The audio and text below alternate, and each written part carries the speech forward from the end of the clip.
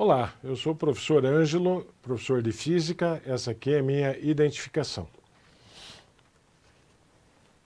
A aula que nós vamos hoje, o objetivo é compreender as propriedades físicas dos condutores térmicos. Compreender as propriedades físicas dos isolantes térmicos. Ou seja, duas condições dos materiais. Uma é a condutibilidade térmica, a outra é a condutividade térmica. E o isolante térmico também, né? Então, se nós tivermos aí o alimento, né, por exemplo, dentro de uma panela, se nós pensarmos, né, que durante o dia frio, se nós deixarmos a comida quente, armazenada, numa panela em metal, etc., ela esfria logo. Agora, se estiver numa quentinha, estiver no isopor, o que vai acontecer com esse alimento? Ele vai manter a sua temperatura. Essa manutenção da temperatura é porque o isolante térmico, o isopor, isola, né, a temperatura, isola a saída da energia que seria o calor, né? Ok? Então nós temos aí os tipos de condutores, né? Os metais. Os metais são excelentes condutores térmicos. Daí nós temos ouro, alumínio, latão, etc., né, que são materiais que isolam, que conduzem o calor. Os isolantes isolam o calor. Os metais conduzem o calor. Os materiais isolantes, eles não deixam o calor se transmitir, propagar. Já os materiais condutores deixam com que haja, né, essa condução do calor. Os tipos de condutores que nós temos aí, né? Então, panela, por exemplo, né? A panela, o que a panela faz, né? Ela mantém, né, o aquecimento, né, da chama, por exemplo. Ela vai fazer o quê? Ela vai se transmitir para o metal e do metal vai mandar, né, essa energia, vai se propagar aí, né, para o alimento. Tá? Então, os corpos condutores são materiais que possuem elétrons livres para se movimentar. Todo material, todo corpo que possui elétron livre para se movimentar é um condutor térmico. Todo condutor, todo bom condutor de calor também é um bom condutor de eletricidade e vice-versa. Então observamos aí, no caso da figura, né, o metal, em que é polarizado esse metal, e os elétrons livres se movimentam facilmente. Esses elétrons que se movimentam facilmente, é fácil nós observarmos, né, que existe uma corrente elétrica. Da mesma forma, vai ocorrer a condução do calor. Então, as propriedades dos condutores, né? Alta condutividade elétrica, alta condutividade térmica, o ponto de fusão e ebulição também é alto, né? Baixo calor específico, baixa capacidade térmica. Então, seriam aí algumas propriedades que nós temos aí, né, dos condutores. Aí nós temos uma atividade aí que eu posso passar para os alunos, né, em que um aluno está estudando as propriedades dos materiais. Durante esse estudo, durante várias análises, ele percebe que o material é um bom condutor elétrico. Ele precisa fazer um resumo, né, sobre o que é um bom condutor elétrico. Ele precisa, inclusive, descobrir, né, quais são as propriedades dos condutores.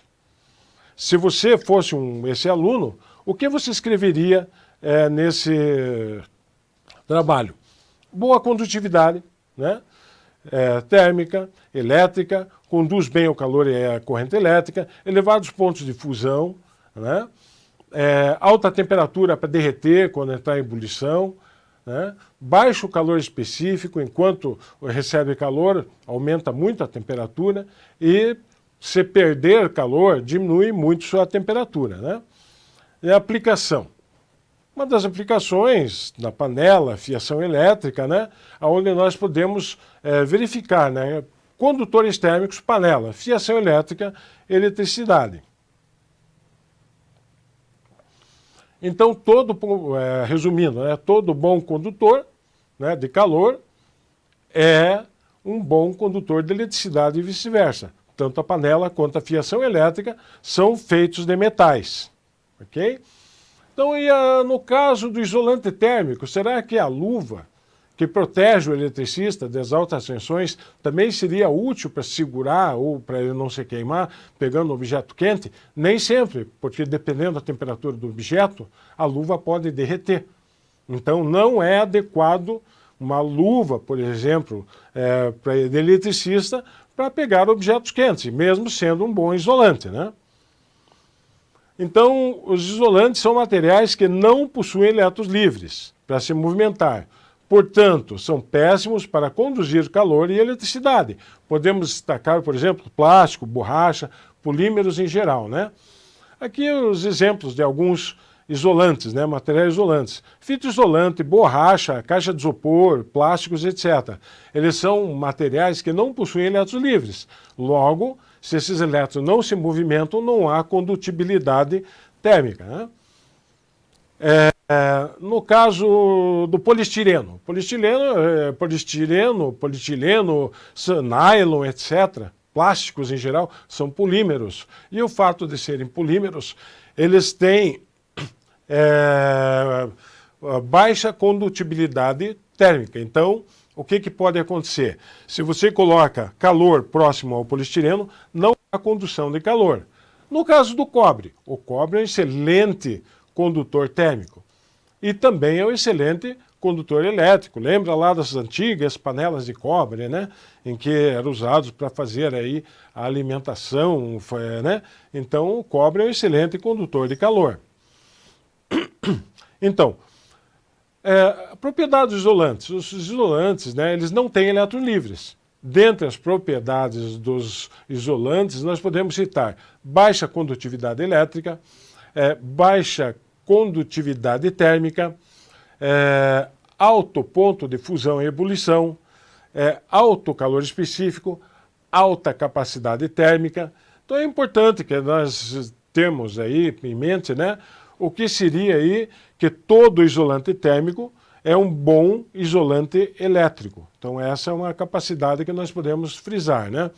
No caso aqui, uma outra atividade, né? O estudante está estudando propriedades, materiais, ele analisa o material e percebe que é um bom isolante. Esse estudante precisa fazer um resumo sobre as propriedades isolantes. Se você fosse esse aluno, o que você escreveria nesse resumo? Tá?